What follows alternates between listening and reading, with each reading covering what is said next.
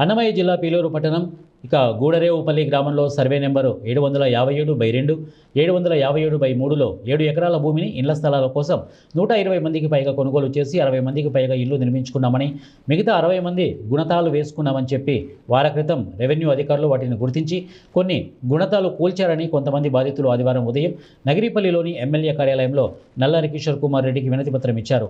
YCP నాయకుల మాయమాటలు విని అప్పులు చేసి కొనుగోలు చేశామని, మా భూమిని రక్షించి మమ్మల్ని ఆదుకోవాలని విన్నవించుకున్నారు. ఎమ్మెల్యే కిషోర్ కుమార్ రెడ్డి మాట్లాడుతూ, గత వైసీపీ పాలనలో అప్పటి రెవెన్యూ అధికారుల నిర్లక్ష్యంతోనే 400 కోట్ల విలువ చేసే ప్రభుత్వ డీకేటీ భూములు ఆక్రమణలకు గురి అయ్యాయని లోకాయుక్తకు ఫిర్యాదు చేశామని, వైసీపీ నాయకుల భూ ఆక్రమణలకు అప్పుడే అడ్డుకున్నామని తెలిపారు. ప్రభుత్వ డీకేటీ భూములు కొనడానికి, విక్రయించడానికి వీలు లేదని, అలాంటి భూములు మీరు ఎలా కొన్నారని ప్రశ్నించారు.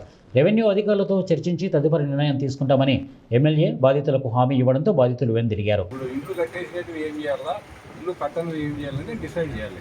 మనం అసెంబ్లీ నుంచి వచ్చిన తర్వాత కలెక్టర్తో మాట్లాడి అదైతే రిపోర్ట్ అయితే వచ్చేసింది.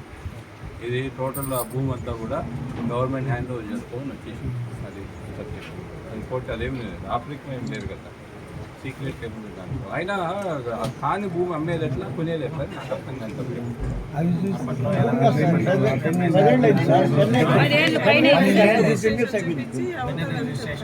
కంప్లైంట్ ఇవ్వాల్సిందే, పోలీసుకు ఎస్పీ కంప్లైంట్ ఇవ్వాల్సిందే. ఇంకా వాళ్ళపైన కంప్లైంట్ ఏదైనా తప్పే కదమ్మా. ఎప్పుడైనా సరే ఇప్పుడు నాకు హక్కు లేని నేను అమ్మేసి 10 ఏళ్ళు అయిందంటే అట్లా తప్పే కదా.